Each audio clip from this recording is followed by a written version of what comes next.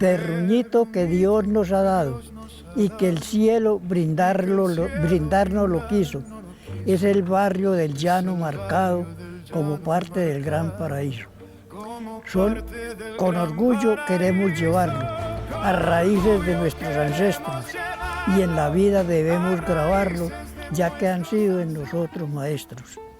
Apartar egoísmos quisieron, fueron pobres, no usaron corbata, pero sí a sus esposas quisieron despertarlas con gran serenata. Somos gente sencilla y honrada, que queremos no sea por demás, terminar esta larga jornada con amor, con cariño y con paz. Al final entregarnos con calma, lo decimos con justa razón, son palabras nacidas del alma y cantadas con el corazón. ¡Ah, qué belleza! Vean, muchachos, Autor les Miguel. cuento, esta es la mejor manera de empezar nuestro programa de hoy. Nos hemos trasladado al llano. Yo siempre les he dicho, nuestros paisanos, o sea, los urraeños hicieron camino, obviamente han sido parte importante del desarrollo, pero también todas aquellas personas que llegaron de otros territorios, como Miguel Arcángel Serna Palacio, quien va a ser nuestro invitado de hoy. Un principio, de dónde es usted y luego nos va a contar un poquito también por qué trasladarse a Urrao en su momento. Pero entonces hablemos de dónde es Miguel Arcángel. Yo soy del municipio de Caicedo, vereda del Encanto, ¿cierto? Pero entonces yo allá trabajé 50 años. Sí, más de 50. Más de 50 años. Más de 50 años. Yo me vine por ahí de 65 años de allá, o 65, 70. No, de 60 años. De haber sido de menos, ¿cierto? Por ahí de 50. De 55 años. Me vine y entonces ya aburrido porque nos quemaron las casitas que eran de paja de hoja de caña, en pajadita, allí era toda la casa del campesino allá. De pronto alguno tenía una casita de zinc, de pronto. Era un lujo pues en ese momento. Ah, no, el que tenía una casa de zinc era un cachona, un rico. Cierto, rico. Tenía plata en todos los bolsillos. ¿Cómo le quedó esa casa, Julano, de bonita, hombre? Eso sí es bonito que yo pudiera hacer una casa de esas, hasta que yo llegué a tenerla. Y tuve maquinita de caña. Tuve una casa de tapias, era de tapias hecha con... ¿Tierra? De tierra, pero gruesa, era de este grueso, vea. Ah, bueno, y en Caicedo yo creo que todavía se ven. Todavía hay tapias de... ¿Cierto? Sí, hay casas de tapias. Bueno, cuénteme cuál era, en medio de esas actividades que ustedes hacían, me imagino que pues guiado por su papá y demás, usted me contaba que tenían cultivos de caña, que tenían frijol. ¿Cómo era esa labor que hacían? Ah, la labor era que nosotros, la mamá de nosotros y la esposa de los esposos, allá la mujer, a las 4:30 de la mañana tenía que estar en la cocina, o a las 5:30 despachar el cliente para una montaña de esas con un machete y su lima y su... ¿Para los araos que llamaban? Rosa. Rosa, ah. Eso sí, era rosa. Vámonos para la rosa a rozar, por eso se llamaron. Nos vamos para la rosa porque ya teníamos maíz brisol, pero era porque era rosado el rastro.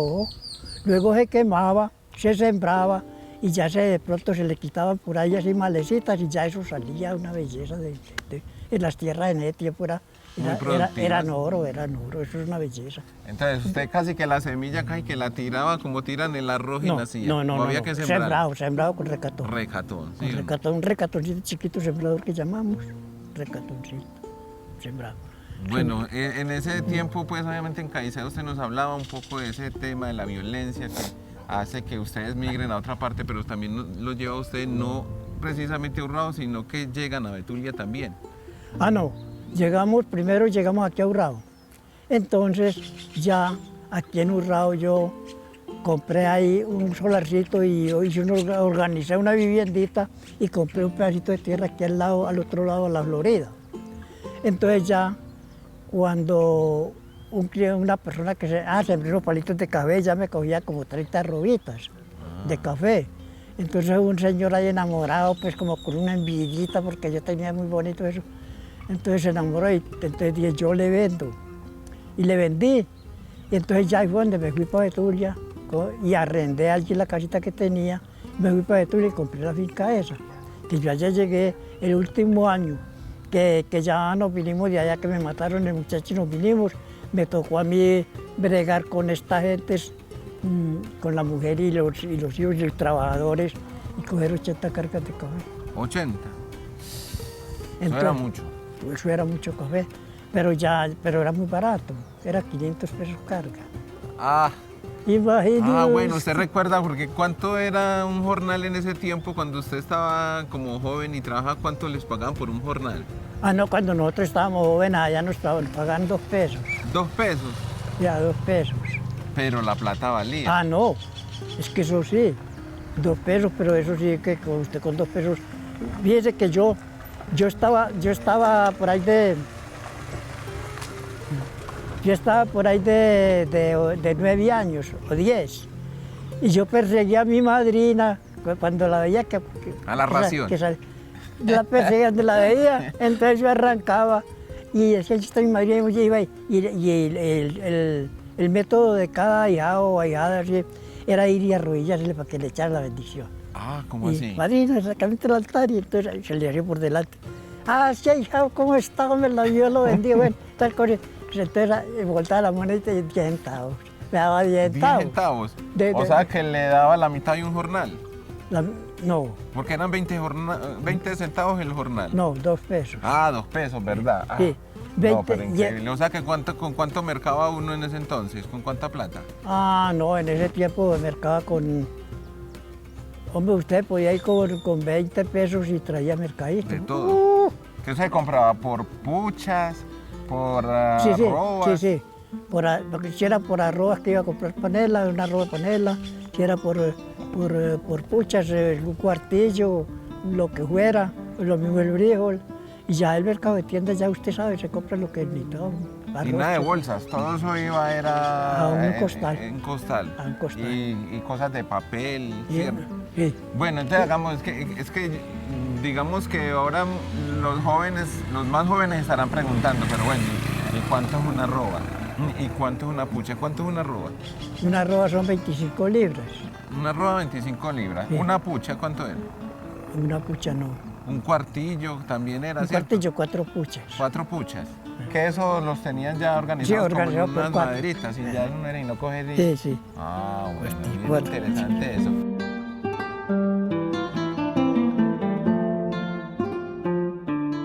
¿Cómo cuando usted llega aquí al llano eran estas calles? No.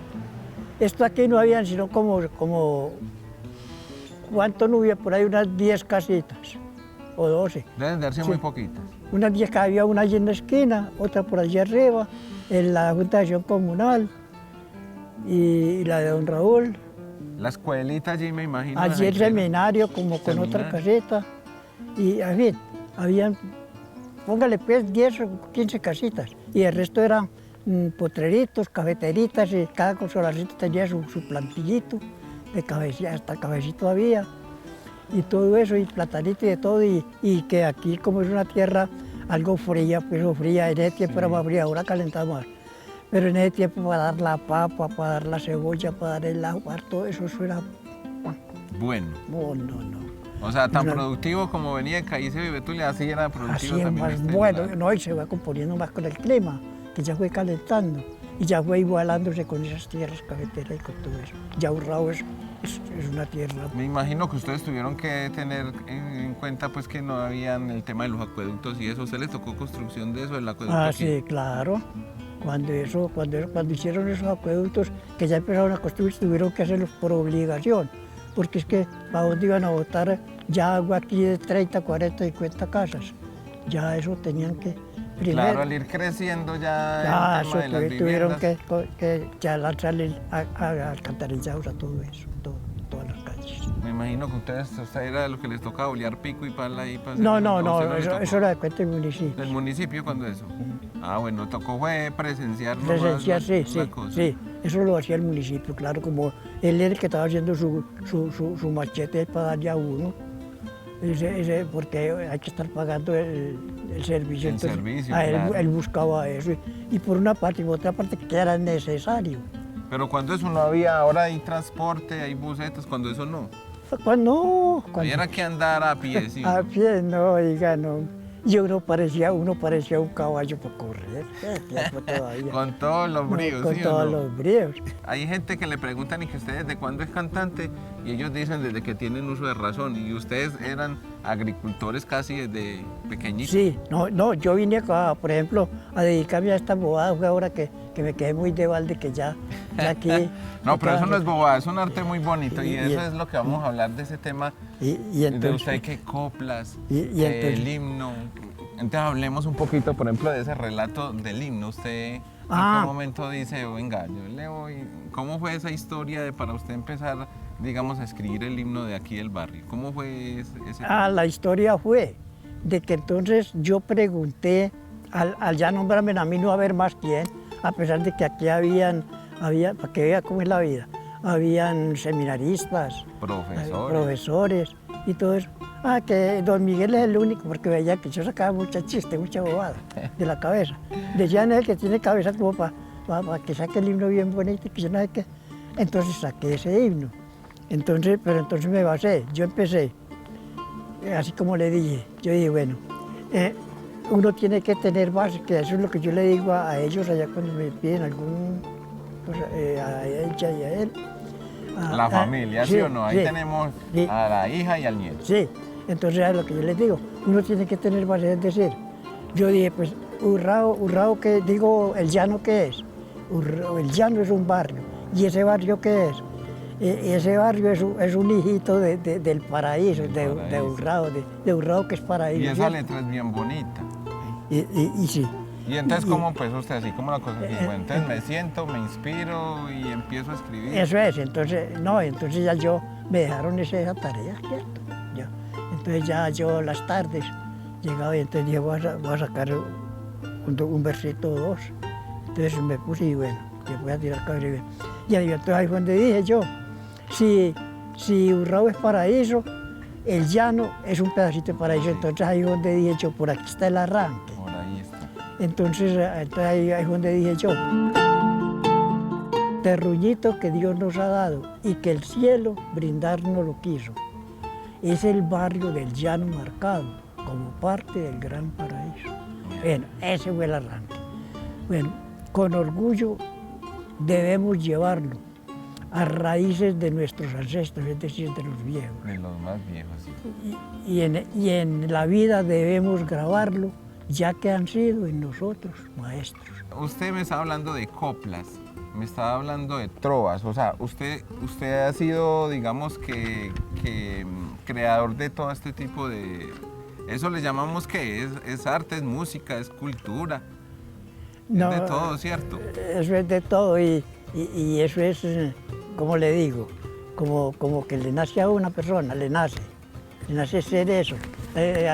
Por ejemplo, usted, si le nace cantar, cuánta canción oye la quiere cantar. Ah, pero uno tararea lo que hacen los otros, pero para escribir, No, así para tiene. pensar. Sí, ya es otra cosa. Entonces, Pero- ¿cuándo descubrió usted ese talento para la copla, la trova y todo eso? No, charlando con los amigos. Sí. Y entonces habían unos que sacaban unos versos, entonces yo también compongo una, entonces me ponía, entonces sacaba uno. Y así nada, bueno, podía irse tirando asador. Nos poníamos a fregar y yo jugaba el sudor y del... Pero era muy entretenido entonces, porque mientras laboraban... No, pero diciéndonos versos y uno y tal cosa y charlando y regando y bueno, o cogiendo café, lo que sea, y charla y tal, chico, pero con la mano, con la boca hablando y con el mazo dando, como dice.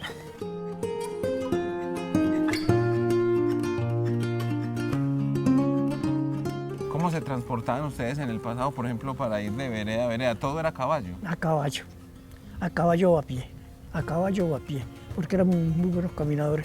Nosotros nos caminábamos 2 horas de camino bien bueno, charlando y irnos para allá, para aquella montaña. Donde fuera a coger el corte que llamaban y sí. no había cansancio. Casi que eran casi todos arrieros porque había que saber montar una carga. Sí, no, eso sí. Y nosotros, eso me tiene a mí que con una hoja que mantengo. De que yo, cuando tuve como yo estaba enseñado a pegar cargas como fueron de panela, de café, entonces me fui para Betulia Y entonces ponía a los trabajadores a coger café y yo con una o dos mulas o bestias, y entonces alzando su busto, 3 rayas llenos de café, yo solo. ¿Usted hasta qué año estudió? Hasta cuarto de Ah, primaria. pues usted estudió mucho. Mi mamá y papá me cuentan que yo creo que estudiaron nomás hasta segundo. Yo estudié hasta cuarto de Aprendían primaria. a leer y a escribir, que era lo más importante. Y Claro. letra pegada, ¿sí Y o letra no? pegada. Y vea, y de tarea teníamos que dar 5 y 6 hojas de memoria. De memoria. Nos ponían a 3 o 4, nos ponían a 3. La regla, ¿cómo eran los profesores? ¿Sí eran de Ah. regla? Ay, corazón. Y aquí está, y esta tabla de aquí. Entonces era bien chévere, Oíste, ve, ahora que estamos en esta charla. Y enseguida ya ahora me toca ya ver los que saco. El bareto, y era lo raro que... El bareto, oiga, leamos, esa está muy buena. El Y bareto. esa nos da para partir el bareto. A ver, ¿qué dice esa? A ver, leámosla, esa está muy El chévere. bareto, de aquí. Un día que me encontraba en grandiosa soledad, quise sacar estos versos para poder disipar, recordando cuando niño que yo empecé a levantar lo feliz y lo tranquilo, viviendo en cualquier lugar, porque éramos felices, tranquilos en cualquier En lugar. cualquier parte, la verdad. Y mirando que hoy en día poco se puede aprender si no es en un celular buscando en el internet. Les dicen a las muchachas, vayan pelen los guineos, y ahí mismo van contestando, estamos viendo videos. Y a los muchachos les dicen, vaya y me trae el muleto, y yo ahora no lo puedo, me estoy fumando un bareto.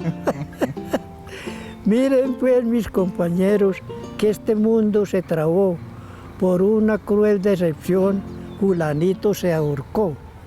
Y el tonto, ¿por qué se ahorcó? En vez de ahorcarla a ella, porque ella no es la culpable ni nació con esa estrella. Por eso los jovencitos pongan pues mucho cuidado, y por estar con bobadas pueden morir ahorcados. Y eso sí es una bobada, morir por una mujer, con el viaje que han nacido y las que están por nacer. Puede estar equivocado, porque hoy Se ya, las tiraron prendidas. porque hoy ya no es diferente, pero procura buscar un poco el mejor ambiente. Y aquí termina este cuento. Sus frases quedan marcadas. Puedes tener algo cierto o algo de pendeja. Ah, no, pero sí está muy bueno. Entonces eso es una copla. Sí, eso es Eso claro. es una es una copla. copla. La verdad, yo voy a ver si soy capaz de sacarle algo a usted para agradecerle tanta cosa aquí, vea. Estamos caminando por el llano. Vamos a ver si nos encontramos a Doña Gloria.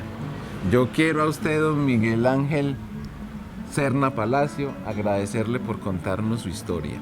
¿Sí nos salió? Por cortarnos esa historia. Ah, Para que les ¿sí ve? oiga. Usted sigue escribiendo todos los días. Bueno, usted ahorita decía que tenía por ahí otros escritos y demás. Muchachos, vea, estos cuadernos están llenitos de eso, vea.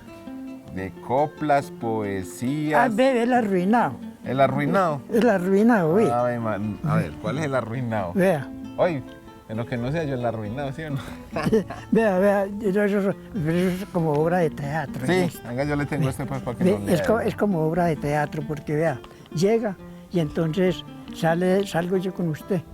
Y entonces salgo yo, por ejemplo, a un escenario, ¿cierto? Entonces llega usted y me dice, llego yo y le digo a usted, el arruinado, la vida.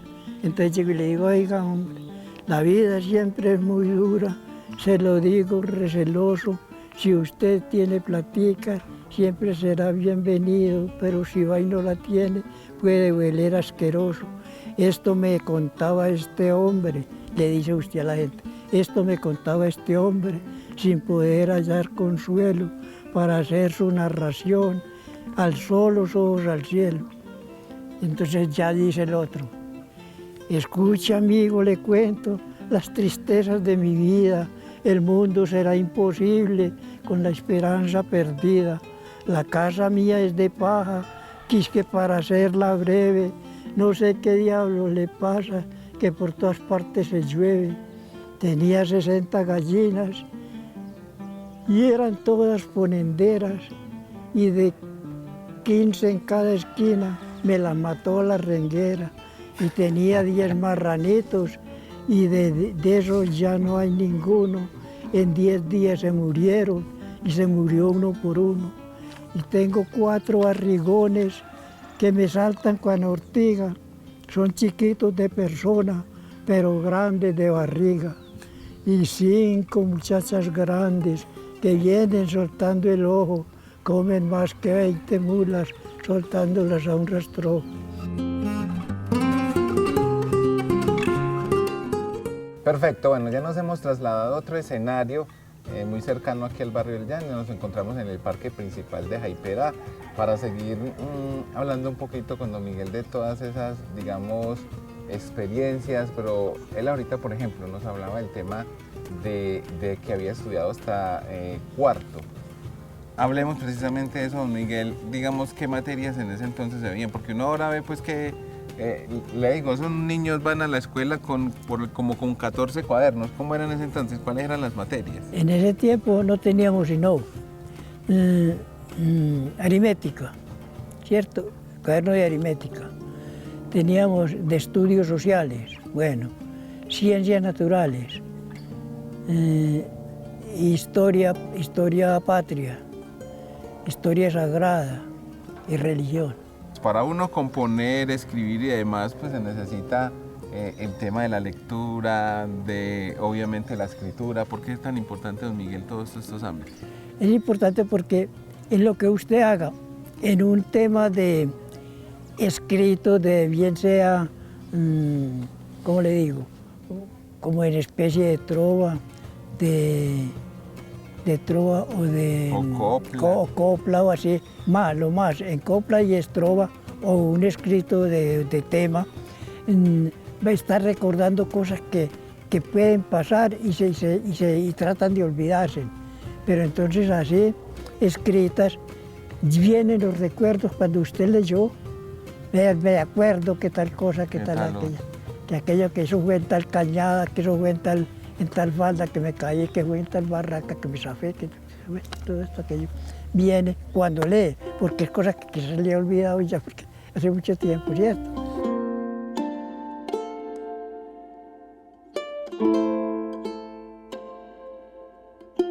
Ahorita estamos analizando ese tema de el legado, ¿cierto? Y a quién le dejamos el legado y quién lo quiere tomar. Entonces, partícipes de esa historia tenemos hoy a Jonathan Terán Serna, nieto de don Miguel, a quien le vamos a preguntar, bueno, ¿cuál es ese legado que le queda? Y él particularmente queremos agradecerle porque fue quien nos hizo ese llamado de contemos la historia de nuestro abuelo, que es bien interesante. Y agradecerle por eso. Y bueno, Jonathan, ¿cuál es ese mayor legado que hoy te está dejando el abuelo? A ver, Fabián, Miguel Arcángel, mi abuelo, más que una persona, para mí es una historia andante. Es saber que desde el campo, desde esa naturalidad del ser humano, se pueden dejar grandes historias y grandes aprendizajes. Nunca se me va a olvidar que a los 8 años me dejó dar ración y me dijo, estas 2 cañas son suyas, véndalas. Y a partir de ese momento comienza un aprendizaje sobre la vida que nunca se ha perdido.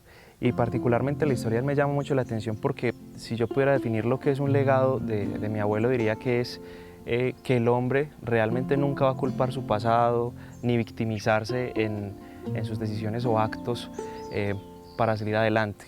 Fue una persona aguerrida, resiliente, capaz de sacar una familia adelante a pesar de que en múltiples ocasiones le tocó iniciar otra vez desde cero.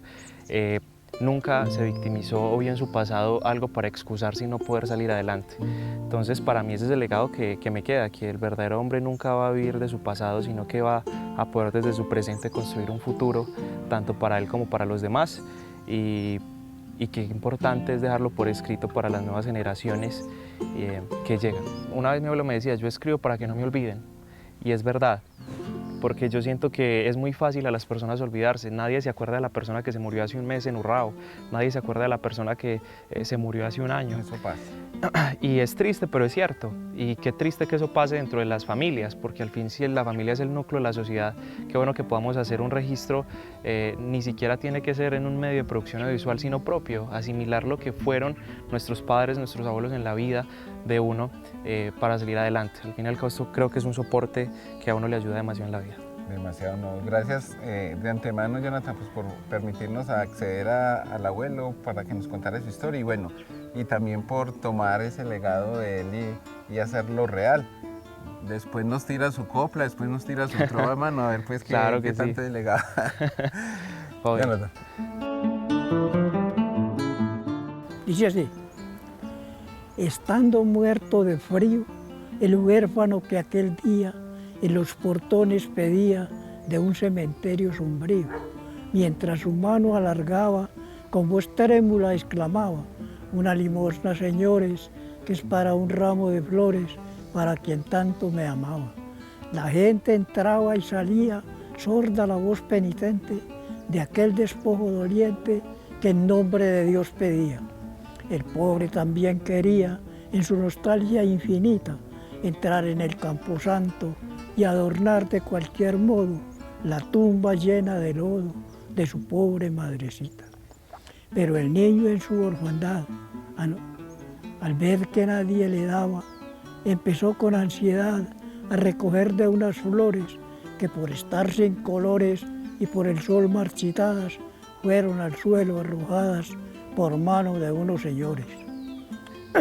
Luego que un ramo formó con estas flores del suelo, le dio las gracias al cielo y en el cementerio entró. Con afán se dirigía al lugar donde sabía que se encontraba la fosa de esa madre cariñosa que sueño eterno dormía. Pero todo había cambiado y en el lugar donde la madre estaba, un panteón se levantaba, quizá de un potentado. El niño, muy alarmado por el cambio que encontró, muy triste le preguntó a un viejo sepulturero: dígame, señor ligero, ¿quién a mi madre llevó? ¿Quién a mi madre robó que de la tumba se perdió? Y el viejo sepulturero al niño triste le dijo: no me hagas preguntas, hijo, que hacerte llorar no quiero. Los ricos están primero y a ellos lugar les damos. Mal hacemos y lloramos por nuestra suerte malvada. Los pobres no somos nada y hasta en la tumba estamos. Don Miguel, muchas gracias. Listo, bueno. A ustedes también, amables televidentes, por estar siempre con nosotros en Desde el Campo.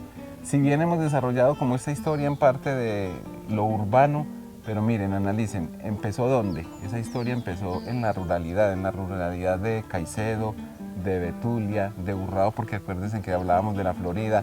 Entonces todo esto nace ahí, en la ruralidad, y finalmente pues converge en lo urbano, pues donde todos queremos escuchar estas maravillosas historias. Los invitamos para una próxima emisión y agradecerles siempre por estar en sintonía de Por Televisión.